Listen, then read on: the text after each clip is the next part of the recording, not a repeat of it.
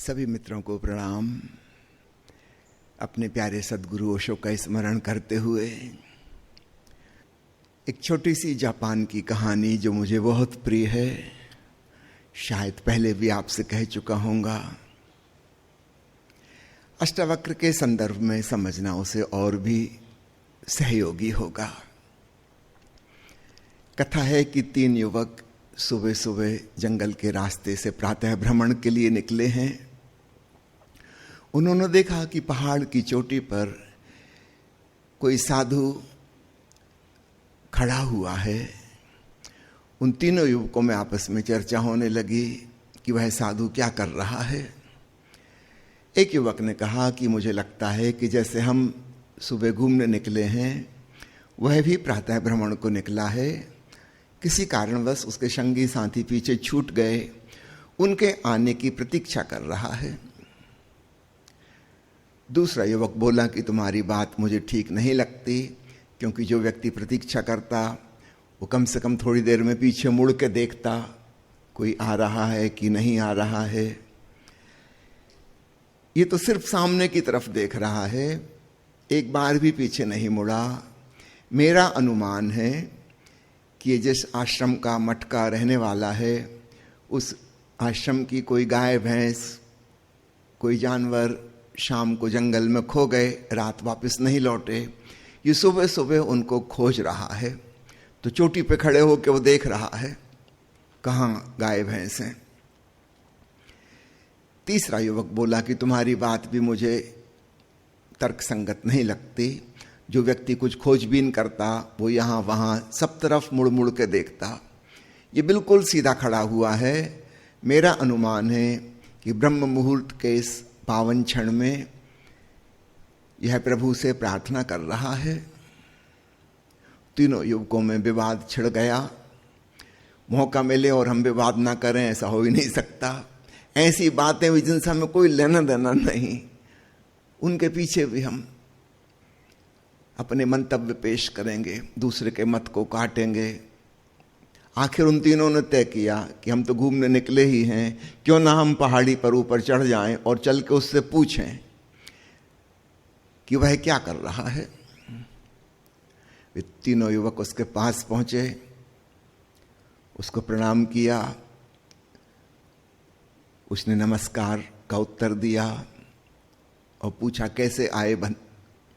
उन्होंने कहा कि हमारे बीच एक विवाद छिड़ गया है कि आप क्या कर रहे हैं, हम आपसे ही पूछना चाहते हैं। पहले युवक ने पूछा कि क्या आपके कोई संगी साथी पीछे छूट गए, आप उनका इंतजार कर रहे हैं। वो साधु मुस्कुराया। उसने कहा कि सन्यासी होने का, साधु होने का मतलब ही यही है कि हमें पता चल गया कि हम असंग हैं, कोई संगी साथी नहीं है। संगी साथी तो संसार में होते हैं, वो भी भ्रांति होती है, सचमुच में तो कोई नहीं होता।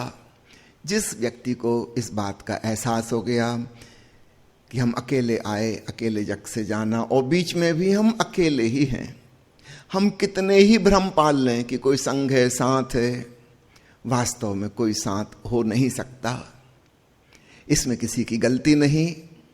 ऐसा नहीं कि लोग बेवफा हैं, प्रकृति के नियम के अनुसार ऐसा हो ही नहीं सकता, असंभव। नहीं, मैं किसी की प्रतीक्षा नहीं कर रहा हूं। दूसरा युवक बहुत प्रसन्न हुआ और उसने कहा तब मेरी बात सही होगी। आपके मठ के कोई पशु खो गए हैं जंगल में, आप उनकी खोजबीन कर रहे हैं। वो साधु हंसने लगा। उसने कहा क्षमा करना, मेरा कोई आश्रम नहीं, मेरा कोई मठ नहीं, मैं तो बस जंगल में रहता हूं, कभी कहीं कभी कहीं। जहां शाम हो गई वहीं रुक गया। कोई विशेष निवास स्थान मेरा नहीं है और ना ही मेरे कोई जानवर पाले हुए हैं, क्योंकि मैंने देख लिया जितनी चीजों को पालो उतनी ही मुसीबत बढ़ती जाती है। अब इस दुनिया में मेरा कुछ भी नहीं है, न मेरा मठ है, न आश्रम है, न मेरा घर है। न कोई संगी साथी है, न कोई पशु पंछी है, क्योंकि कोई किसी का हो ही नहीं सकता। तो वह दौड़ मैंने छोड़ ही दी। किसी चीज पर, किसी व्यक्ति पर, किसी जानवर पर मैं कब्जा नहीं जमाता। नहीं, मेरा कोई भी नहीं है। और ऐसा नहीं कि मैं अपने बारे में कह रहा हूं, सबके बारे में कह रहा हूं, किसी का कोई नहीं है, सब अपने अपने हैं। हम जिसको समझ रहे हैं कि हमारी गाय है, नहीं, हम गलत कह रहे हैं। उस गाय का जीवन उसके स्वयं के लिए है, हमारे लिए नहीं है। मैं किसी की खोजबीन नहीं कर रहा, सारी खोजबीन मेरी समाप्त हो चुकी। तीसरा युवक तो बहुत गदगद हो गया। उसका ये मेरे दोनों मित्र गलत थे, यही मैं इनसे कह रहा था कि एक साधु सन्यासी सुबह सुबह जो काम करेगा वो होगा प्रार्थना का। ये लोग मान ही नहीं रहे थे। निश्चित रूप से मेरी बात सही है, आप कंफर्म कर दीजिए। उस साधु बहुत अट्टहास कर गया सा। उसने कहा, कहाँ का परमात्मा, कैसी प्रार्थना, किससे प्रार्थना? ये सब बचकानी बातें हैं। जो ईश्वर की धारणा हम बचपन से सुनते आए हैं, वो बहुत ही चाइल्डिश, बचकानी बात है। ना ऐसा कोई ईश्वर है जो हमारी प्रार्थना सुन सके, ना प्रार्थना करने का कोई अर्थ है। और उस साधु ने कहा, अगर ईश्वर हो भी और प्रार्थना की भी जा सके तो भी मैं नहीं करूंगा, क्योंकि मेरे भीतर कोई याचना, कोई मांग, कोई कामना रही ही नहीं। मैं प्रार्थना में क्या मांगूंगा? मेरे भीतर भिकमंगापन समाप्त हो गया। तो ईश्वर हो भी हो, खुद भी आ जाए, कहे कि मांग लो कुछ, तब भी मैं कहूंगा कि क्षमा करिए, आपने देर कर दी। जब मेरे भीतर कामनाएं थी तब तो आप प्रकट ना हुए, अब सारी कामनाएं विदा हो गईं, माफ करिए, अब मांगने की कोई बात ही ना रही। मैं तो इस क्षण में ही परम आनंदित हूं। इससे ज्यादा और क्या हो सकता है? वो तीनों युवक हैरान हुए। उन्होंने कहा, हद हो गई, हमारी तीनों की बातें गलत निकली। तो फिर कृपया आप ही बता दें, आप कर क्या रहे? ना आप किसी का इंतजार कर रहे, ना आप कोई खोजबीन कर रहे, ना आप कोई प्रार्थना कर रहे। तो आप ही बताएं, आप क्या कर रहे हैं? उस जैन फकीर ने कहा, क्या कुछ करना जरूरी है? क्या मैं थोड़ी देर के लिए बिना कुछ किए नहीं हो सकता? यह सुंदर भोर का क्षण, सूर्योदय हो रहा है, पंछी चहचहा रहे हैं, हवाओं में वृक्ष झूम रहे हैं, दूर दूर तक सुंदर हरियाली, पूरब की दिशा में कुछ रंग बिरंगे बादल। क्या यह पर्याप्त नहीं है? क्या हमारा कुछ करना जरूरी है हमेशा? वे युवक कहने लगे कि हम आपकी बात समझे नहीं। आप कुछ नहीं कर रहे? उस फकीर ने कहा, चलो मैं तुमसे एक सवाल पूछता हूं। जिस वृक्ष के नीचे हम खड़े हैं, ये पुराना वृक्ष लग रहा है, होगा 300-400 वर्ष प्राचीन। बताओ, 400 साल से यह पेड़ क्या कर रहा है? किसी की तलाश, किसी का इंतजार, किसी की प्रार्थना। वे युवक कहने लगे, नहीं, वृक्ष पर ये बातें लागू नहीं होती, वृक्ष तो बस है। उस फकीर ने कहा, चलो दूसरा सवाल पूछता हूं। जिस चट्टान पर हम खड़े हैं, ये कम से कम 2-3 अरब साल पुरानी है। बताओ, 3 अरब साल से ये चट्टान क्या कर रही है? किसी की तलाश, किसी की प्रतीक्षा, किसी की प्रार्थना। वे युवक भौचक्के के रह गए। उन्होंने कहा कि नहीं, चट्टान बस है, कर कुछ नहीं रही। उस जैन फकीर ने कहा, जब वृक्ष को और चट्टान को अनुमति है बिना कुछ किए होने की, तो क्या मुझे इसकी अनुमति नहीं कि थोड़ी देर, ना सही 24 घंटे, थोड़ी देर बिना कुछ किए हो जाऊं?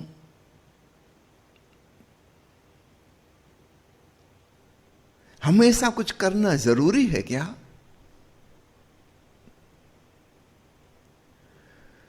उस जैन फकीर ने जिस तरफ संकेत किया, वही अवस्था ध्यान की, समाधि की अवस्था है। जापान के जैन फकीर उस विशेष प्रक्रिया को झाझेन कह के पुकारते हैं। जैसे हमारे देश में महर्षि पतंजलि ने जिसको आसन कहा है, आसन का अर्थ है एक ऐसी पोजीशन जिसमें हम कुछ देर तक स्थिर और सुखद अवस्था में हो सकें। पतंजलि ने अपने योग शास्त्र में केवल इतना ही वर्णन किया है, स्थिरम सुखम आसनम, बस 3 शब्द, इसके अलावा और कोई वर्णन नहीं है।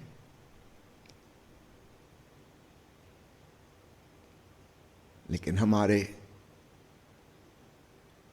शिक्षकों ने, योगाचार्यों ने भगवान जाने कैसे कैसे विचित्र आसन खोज लिए। ना तो उनमें स्थिर रह सकते, ना उनमें सुखद हो सकते। सीधी सी परिभाषा है जिसमें हम देर तक शांत स्थिर टिक सकें। वो सुखदायी पोजीशन हो तो ही टिक पाएंगे। कोई कष्टपूर्ण आसन हमने अपना लिया तो उसमें स्थिर कैसे रहेंगे, शांत कैसे रहेंगे? तो पतंजलि जिसको आसन कह रहे हैं, ठीक उसी को जापान की जैन परंपरा में झाझेन कहा जाता है। उसका अर्थ है बस यूं ही बैठना, कुछ ना करते हुए, बस यूं ही बैठे बैठे। आती है ऋतु वसंत की और घास अपने आप उगने लगती है, फूल अपने आप खिलने लगते हैं। ये प्रसिद्ध कहावत है जैन फकीरों की। कुछ ना करते हुए, बस यूं ही बैठे बैठे। आती है ऋतु वसंत की, घास अपने आप उगने लगती है, फूल अपने आप खिलने लगते हैं। हमें खींच खींच कर घास को लंबा नहीं करना पड़ता और न कलियों को खोल के फूल बनाना पड़ता। उचित समय पर सब चीजें हो जाती हैं, हो ही रही हैं।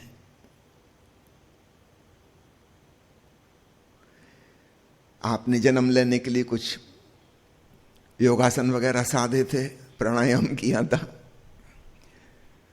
बच्चे से बड़े होने के लिए कौन सी मेहनत की थी?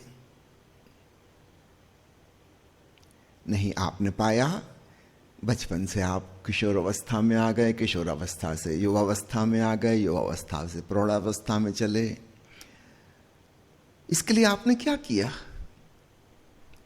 जो भी महत्वपूर्ण है अपने आप हो रहा है। सांस अपने आप चल रही, हृदय अपने आप धड़क रहा, रक्त परिवहन अपने आप हो रहा, भोजन अपने आप पच रहा। हाँ, जो गैर महत्वपूर्ण बातें हैं हो सकता है वो आप करते हो। व्हाट्सएप देखना हो तो आप देखेंगे तो ही चलेगा, अपने आप ऑटोमेटिक नहीं खुल जाएगा। फेसबुक पे पोस्ट करनी है तो आपको करनी पड़ेगी, अपने आप नहीं हो जाएगी। और एक बात पक्की समझ लें, जो चीजें अपने आप नहीं हो रही वो कोई खास महत्व की नहीं है। मैंने सुना है एक वृद्ध आदमी अपने पोते को बता रहा था कि हमारे जमाने में मोबाइल नहीं हुआ करता था, टेलीफोन भी नहीं था, एक समय था सिर्फ टेलीग्राम होता था। उसके पोते ने आश्चर्य से कहा, तो व्हाट्सएप भी नहीं था, फेसबुक भी नहीं थी, ईमेल भी नहीं था, दादा का नहीं, इनके नाम ही नहीं सुने थे। पोते ने पूछा कि दादाजी फिर आप जिंदा कैसे रहे?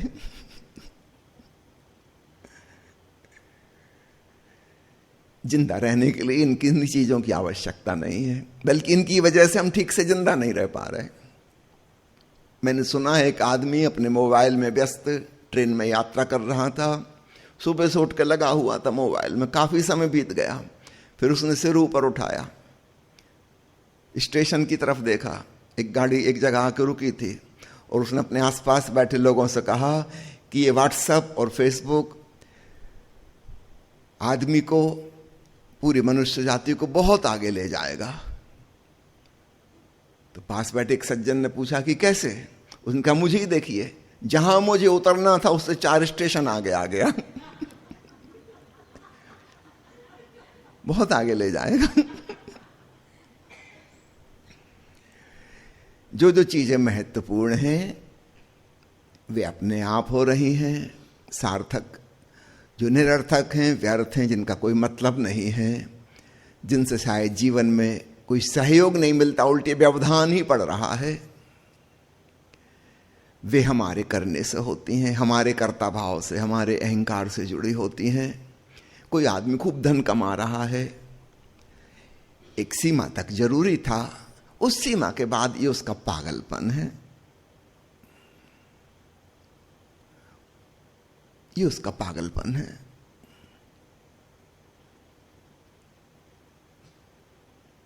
एक आदमी राजनीति की दौड़ में पड़ा है, और ऊंचे पद पर और ऊंचे पद पर पहुंच जाए, ये उसके भीतर की दीवानगी है। भीतर कोई इंफीरियरिटी कॉम्प्लेक्स है कि मैं कमजोर हूं, मैं दीनहीन हूं, मैं अशक्त हूं, असहाय हूं, और वो ऊपर ऊपर से सिद्ध करना चाह रहा है कि नहीं, मुझे कमजोर ना समझना, हजारों लोगों की जिंदगी मेरे हाथ में है, मैं जो चाहूं वैसा कर सकता हूं, सबको डोमिनेट कर सकता हूं। अपने भीतर की हीनता ग्रंथि को छिपाने के लिए वो बहुत महान बनने की कोशिश कर रहा है, लेकिन इससे होगा क्या? वो भीतर की हीनता ग्रंथि भीतर है, और बाहर की शक्ति और साम्राज्य बाहर है, वो बाहर की चीज भीतर जा नहीं सकती, और इसलिए भीतर की दीनहीन भावना मिटती ही नहीं, वो ज्यों की त्यों मौजूद रहती है। वही आदमी कितना ही धनवान हो जाए, भीतर की कंजूसी नहीं जाएगी, क्योंकि भीतर अभी भी वह अपने आप को दीनहीन महसूस करता है। वो दीनहीनता आत्मा की थी, और बाहर का धन भीतर जा नहीं सकता, ये उसको भर नहीं सकता।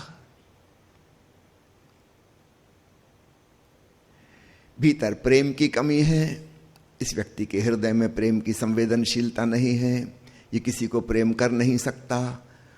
ये बाहर बाहर से प्रेम संबंध बना रहा है, घर गृहस्थी को बड़ी कर रहा है, दोस्त बना रहा है, 5,000 फेसबुक पे फ्रेंड्स हैं और 50,000 उसके पेज पे फ्रेंड्स हैं। इससे कुछ होगा कुछ भी नहीं, भीतर कोई तृप्ति नहीं होगी, भीतर का वो खालीपन, वो अधूरापन, वो अकेलापन ज्यों का त्यों रहेगा।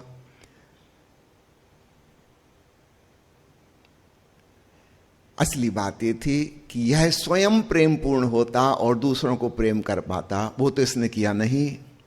ये प्रेम पाने में लग गया, देने का तो इसको ख्याल ही नहीं आया। कितने लोग मुझे जानते हैं, कहां कहां तक मेरा नाम है, कितनी दूर तक मेरी यश है, प्रतिष्ठा है, ये इसमें लग गया। प्रेम पूर्ण होना तो भूल ही गया। और भीतर का जो खालीपन था वो इसका खालीपन था कि मेरे भीतर हृदय में प्रेम की संवेदना नहीं है। बाहर मेरे कितने ही मित्र बन जाएं, वो भीतर की संवेदनशीलता उससे पैदा नहीं होती। उसके लिए तो भीतर कुछ घटना चाहिए था। बुद्ध अपने परम एकांत में भी प्रेमपूर्ण हैं, करुणा से लबालब हैं, चाहे कोई भी ना हो तब भी। और लाखों लोग हमें जानते हो तब भी हमारे भीतर का वो अकेलापन हमें काटता ही रहेगा, वो मिटेगा ही नहीं। तो खूब अच्छे से समझ लेना, जीवन में जो भी महत्वपूर्ण है स्वयमेव ऑटोमेटिक अपने आप हो रहा है, हमारे करने से नहीं। क्योंकि हम कर करके संसार में कुछ पाते हैं, इसलिए हमारे मन में एक धारणा बन जाती है कि हम ध्यान को, समाधि को जानने चले, वहां भी कुछ करना होगा। ये बहुत बड़ी गलती है। ठीक है, आपने पढ़ाई लिखाई की तो डिग्री मिली, बिना पढ़ाई लिखे की नहीं मिल सकती थी। आप दुकान चलाते हैं तो पैसा कमाते हैं, नहीं तो नहीं कमा सकते थे। बाहर की चीजों में आपका कर्म आवश्यक है, उसके बिना नहीं होंगी चीजें। आप मकान बनाओगे तो मकान बनेगा, अपने आप नहीं बन जाएगा।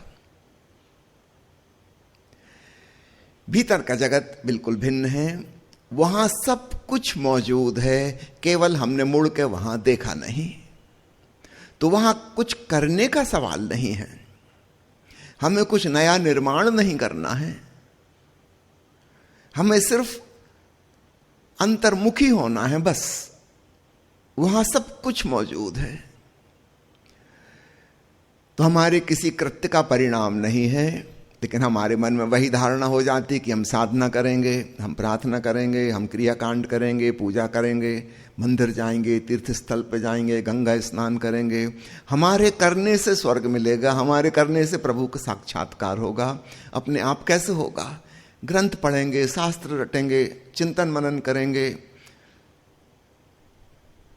तब कुछ होगा। अपने आप कैसे होगा?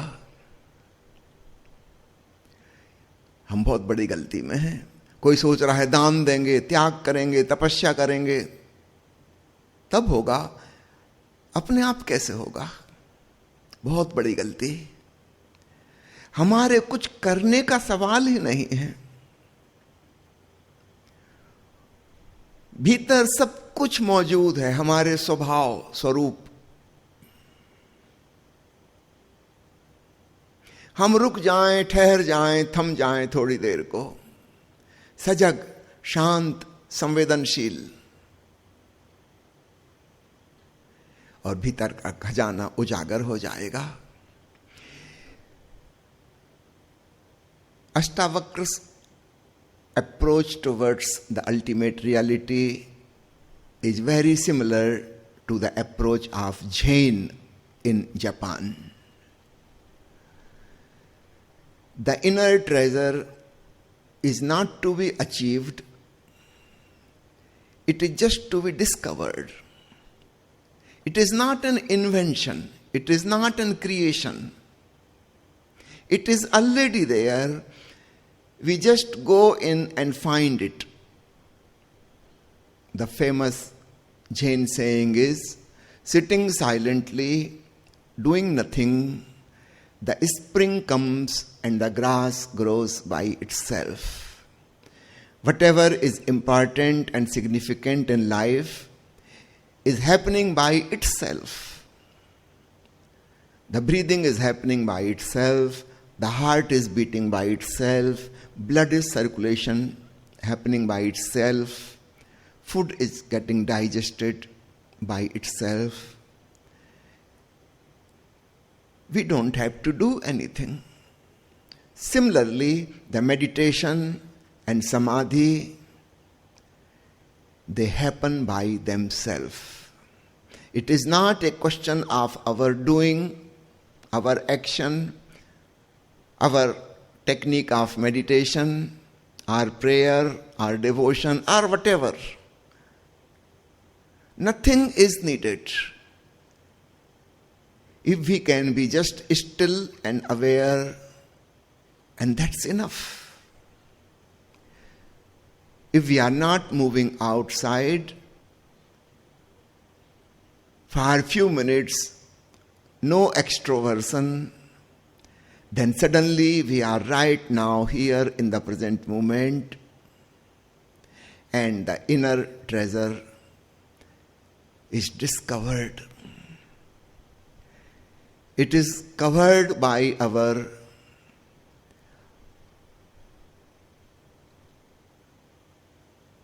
addiction to occupation. We are always busy, occupied in doing something, either physically or mentally or emotionally. We are doing something all the time. And when we are tired, exhausted, then we go to sleep, we become unconscious. The moment we become conscious, we start doing something again. We are always busy, busy, busy. And this is the reason we miss from the inner we are always busy outside. So what the Japanese Zen masters call as zazen, it means just sitting, doing nothing, thinking nothing, feeling nothing. This nothingness is very, very important. Even if for few seconds we can be unoccupied and aware, sensitive, alert, the miracle happens. The mysterious opens its door. In fact, the doors have been always open. It is an open secret. We were busy outside, involved outside, so we were unable to see and watch within. The moment we are doing nothing, relaxation and awareness happening together simultaneously, the miraculous experience happens immediately.